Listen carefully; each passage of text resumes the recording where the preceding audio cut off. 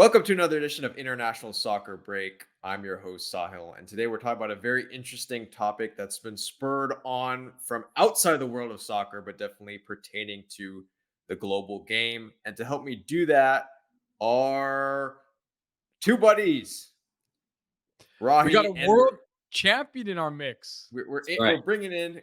You might have recognized him from other videos, Mr. Chris Brown. How you doing? Doing well. Feeling like a world champion today. What? What sport? Don't ask me. Did you earn that? I'm not so sure, man. I'm not so sure about that one. We'll get into that in a second. So, Chris, we know you're a big NBA fan in addition to soccer. So, wanted to get your insight into this. And what are we talking about today? Well, we are talking about our good friend Noah Lyles, a sprinter who basically had to comment. The thing that hurts me the most is that I have to watch the NBA Finals, and they have world champion on their head. World champion of what? The United States, and certain other people in the NBA world were quite irked with that, including someone by the name of Kevin Durant, who just put out that statement right there. So let's just start off just talking a little bit about this from both of you. Initial thoughts. I'm excited to dig into this because I've been waiting a while for someone to come out and say this. As soccer fans of a truly global sport that's played around the world, it's interesting that someone has finally called out an American league for putting that word world champion when they don't really play the world. I mean, you have Canadian teams in the NBA, but that's about it. You're the champion of North America, maybe? I think the initial reaction is I understand in principle and technicality where it is that Noah Lyles is coming from. But I think part of the reason he got such a visceral reaction, got dogpiled by half the NBA, is because when you really stop and look at it, you're talking about who are the best players and what's the best league. What are the legacies of the greatest players in the history of basketball defined on? It doesn't have anything to do with international competition like FIBA or the Olympics. It has everything to do with the National Basketball Association. Okay, so we're going to get into that in a second. We'll get into that in a second. First, I just want to talk about soccer as a whole for those out there. Um, so, if people don't know, over 200 countries have national teams in soccer. There's some Micronesia and Marshall Islands and stuff like that that are not recognized, and some other, former. They're islands that are still belong to But they certain still play colonies. soccer there. It's not Yeah, like they they don't do. play the sport. They just True, don't have a fair. team. Yeah, fair. So that's when we're talking about global games. Soccer is the global game. Yeah, and that's exactly the point, I think, is that soccer is without a doubt the global game. It's the game that the world cares about, the world watches. And hey, by the way, now in the US, we're starting to watch and appreciate how important and exciting and beautiful a sport it is.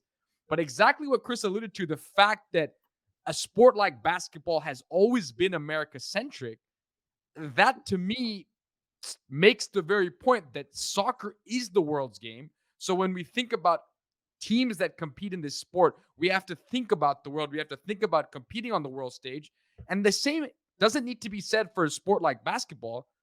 But I think that's more a knock on the sport, on a knock on the fact that it doesn't have the global popularity and it doesn't have other countries playing to the same degree than it is a championing of the fact that the best players exist in the US. Yeah, well, so let's get straight to the on-off topic because a lot of countries obviously do play basketball. We'll get into that in a second, but I'm going to just open this up straight right off to you guys. So, onside or offside, Lyles was right to call it the NBA, specifically saying NBA players aren't world champions. But I'm going to let you take it, Mr. World Champion. All right. I'll go ahead and start it. I think the reason why, again, Noah got such a visceral reaction from the NBA players is because over the past few decades, particularly since 1992, when America was allowed to have not just amateurs, but professional athletes play in international competitions, there have been 15 FIBA World Cups / Olympic Games. America's won 11 of them and has medaled in 13 of them. So I don't think that there's any question that when the United States sends its best and brightest out for basketball, they usually walk away with a gold. On the domestic side, as far as the NBA is concerned, it is a global game now. The most recent champions, the Denver Nuggets, have the best player is a Serbian, Nikola Jokic, and their second best player is a Canadian, Jamal Murray. You look at the most valuable players in the game, defending MVP is Joel Embiid, a Cameroonian. You go back to Jokic, a Serbian, and then Giannis Antetokounmpo from Greece. And when you see those players go and play on their respective national teams, it's a head and shoulders gap between them and the rest of the competition that they have. So, again, when you talk about the best players of all time in basketball and whether or not you call them world champions, that's defined off of what they do in the NBA. All right. Okay. So, Chris, you're offside on this. Yes, I am.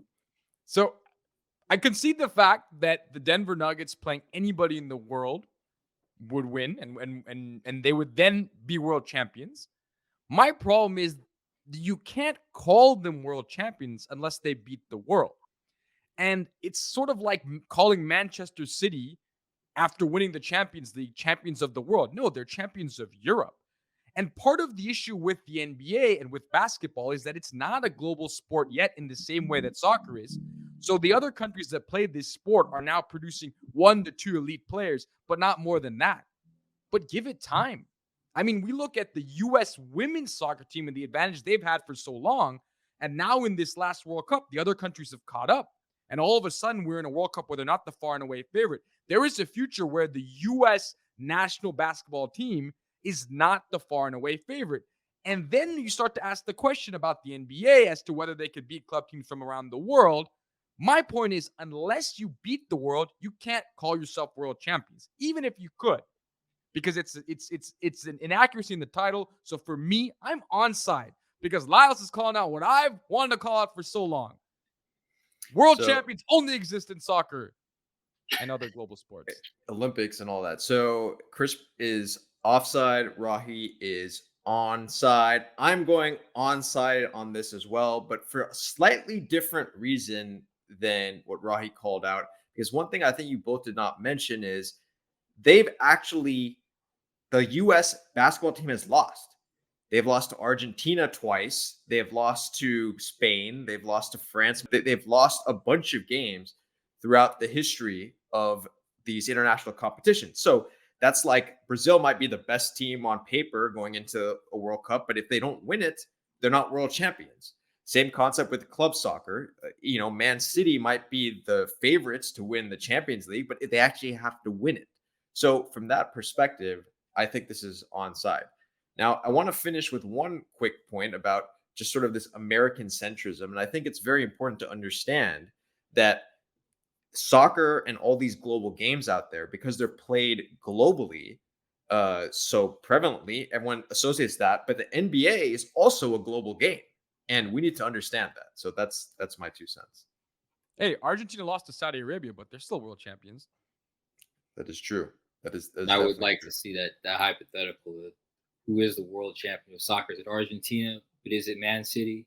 If you play them together, what does Julian Alvarez do? Does he have to play like one half with one team, one with the other, like Pele did back in the day with Santos and New York Cosmos? I don't know. It's just fun to have these discussions. Chop it up. 100%. But thanks for coming on, Chris. And as always, for everyone out there, keep watching the beautiful game and keep being world champions. I think we're all world champions.